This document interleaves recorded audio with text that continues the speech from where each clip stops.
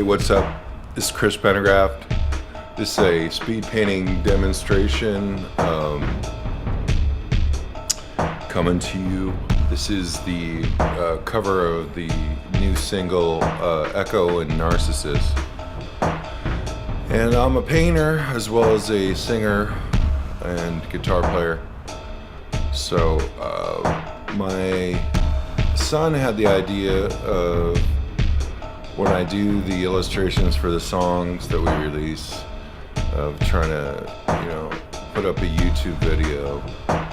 So this is basically a slice of this painting, a slice of time that's been sped up by 8 times, and this is just the details on the wood nymph known as Echo, and this is a scene of Echo and Narcissus, everybody knows the scene of Narcissus finding his reflection in the water and Echo continuing to lose herself over trying to get his attention. So I'd looked at a lot of different interpretations of this, and I had a different kind of idea about it. So at this point, the painting is close, but this is what I would call the detail layer. It's where all of the layers have been flattened and just kind of work everything into the same light space. Just kind of polish it. And so I'm painting here in the program Art Rage 4. And it's a really intuitive, very simple interface. You can see the palette on the right and the tools on the left. You can switch very quickly between tools. And so I'm using their oil paint brush, a little bit of colored pencil, a little bit of airbrush, and then the palette knife. And I kind of have a rhythm like that going through it. So I kind of went with really warm tones on the skins here because I wanted to do like a morning or evening scene. It's a little bit further down. This is me doing the pond, painting the lily pads. So what's cool about this oil painting palette is, see, it's mixing the paint right there on the surface. So I can throw down a dark color and kind of wet brush over the top of it, or I can say, oh, I want a drier brush, so instant drying. So what you couldn't do really with oil paint. It takes a long time to oil paint, and it takes a long time in acrylics to know how to lay paint on top of itself to get a translucent effect.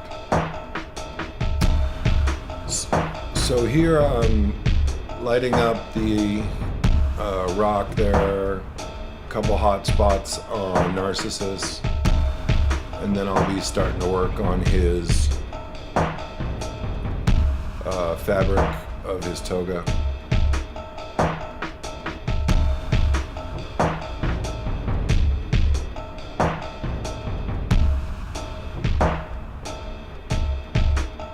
So at this point I've flattened everything down so I can work off the same surface.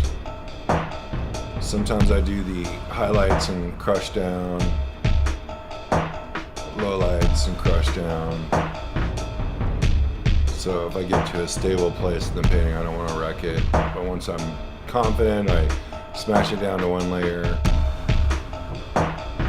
And then I'm working off all the same pixel layer.